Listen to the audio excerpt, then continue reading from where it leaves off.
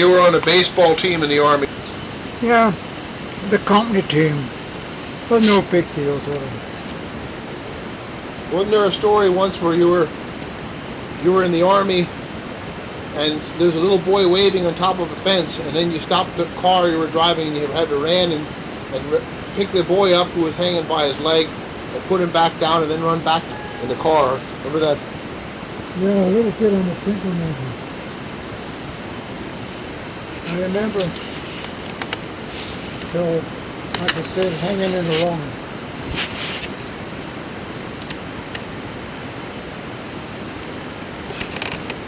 So the lieutenant was sitting right side of me. Two of the guys in my section were sitting in the back. Well, I just happened to look by and I saw this kid tumble upside down and hang up on the picket fence. I didn't say nothing to nobody. I guess I grunted a little bit.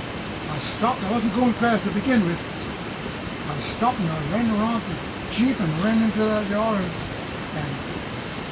I went down, picked him up, and he was crying like hell. And the woman came out and I said, I had like knock off a bracket canna. I gave it to her like that, and that was it. She took him in her arms and went in. And I turned around and ran rat tail out to the road again. The whole convoy behind me was sitting still. The lieutenant didn't say a word, one way or the other. What town in Germany was this at? Oh, it was just a little town. It was just a little group of the open.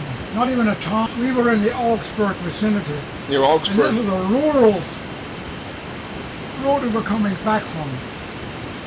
It was countryside. But there were a couple houses nearby. And I just saw this kid. And behind us was a big convoy of trucks. The lieutenant said nothing. I said nothing. None of the guys in the back said nothing. They didn't know if they should give me hell or what they should do, I guess. And I just pulled off and I continued home. We were at the head of our convoy. I didn't ask permission, I just saw this thing happen and I, and I just said that. And I wasn't going fast anyway, maybe 25 miles an hour. Yeah. Got off the Jeep and ran around this way and ran back as fast as I could. Scooped that boy up. His head was almost on the ground. His feet and leg was caught in the picket fence up on top. I remember that's what I said. I had to knock up a breaker tonight. Nothing was said. The woman said nothing and I said nothing. I didn't even look at her. I just gave her a boy and turned around and ran back. It just was an impulsive thing, you know. Yeah, it was good you could speak a little German. Yeah.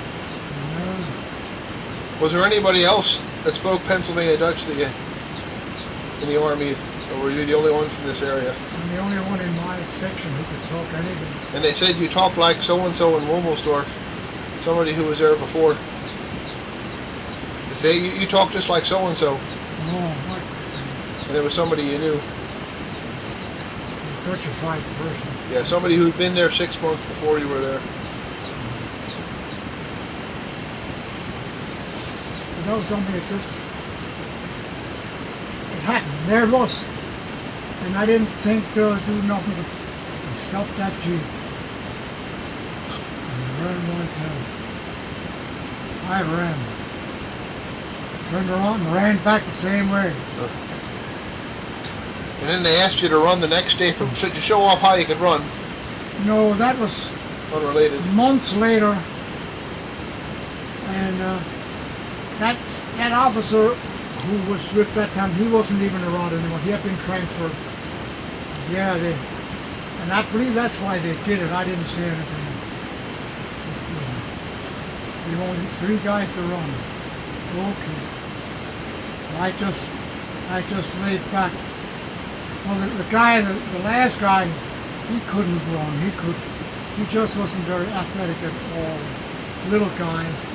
He's the one who used to stacker when he walked. He was supposed to run and I was supposed to run. The tall, lanky guy was supposed to run. So I laid back. It was only half a block. See, it was like city in there. Yeah. A couple stones rolled up. But this was already inside the caserne.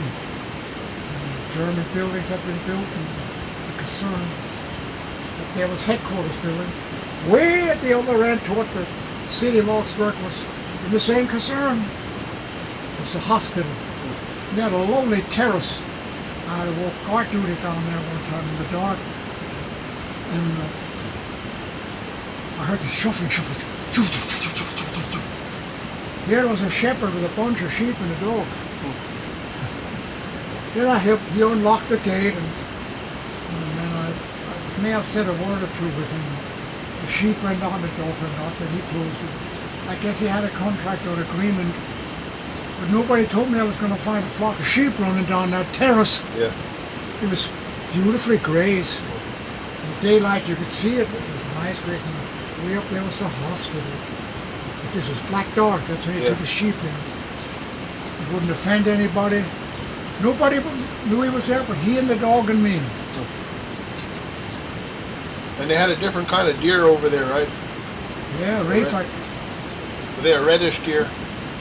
Yeah, raybuck. Yeah.